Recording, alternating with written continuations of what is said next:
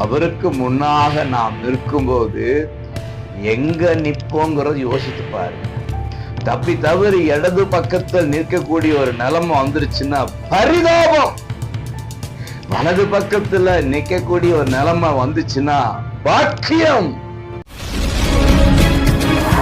பிரியமான கர்த்தருடைய அன்பு உறவுகளே, இயேசுவின் நாமத்திலே உங்களை மனதார வாழ்த்துகிறேன்.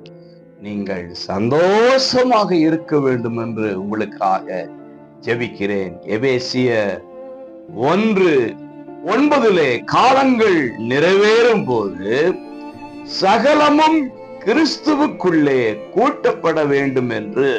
இந்த காலமும் கடந்து போகும், இன்னும் ஒரு காலம் வருகிறது. அந்த காலத்திலே பூமியில் இருக்கிறவைகளும் பரலோகத்தில் இருக்கிறவைகளும் ஒன்று கூட்டப்படுமா? அப்போ பூமியில் இருக்கிற நாமும் கூட்டப்படுவோமா? நாம் அவருக்கு முன்பாக நிற்போமா? அவருக்கு முன்னாக நாம் நிற்கும்போது எங்க நிற்போங்கிறது யோசித்து பாருங்க. இடது பக்கத்தில் நிற்போமா, வலது பக்கத்தில் நிற்போமா? தப்பி தவறி இடது பக்கத்தில் நிற்கக்கூடிய ஒரு நிலைமை வந்துருச்சுன்னா பரிதாபம். வலது பக்கத்துல நிற்கக்கூடிய ஒரு நிலைமை வந்துச்சுன்னா பாக்கியம். ஆக வலது பக்கத்திலே நிற்பதற்கு தகுதி உள்ளவர்களாக மாறுவதற்கு இந்த பரிசுத்த வேதாகமத்தை கர்த்தர் கொடுத்திருக்கிறார். அதன்படி வாழ்வதற்கு ஒப்பு கொடுக்க வேண்டும்.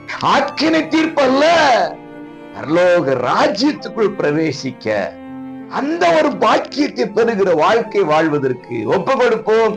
God bless you.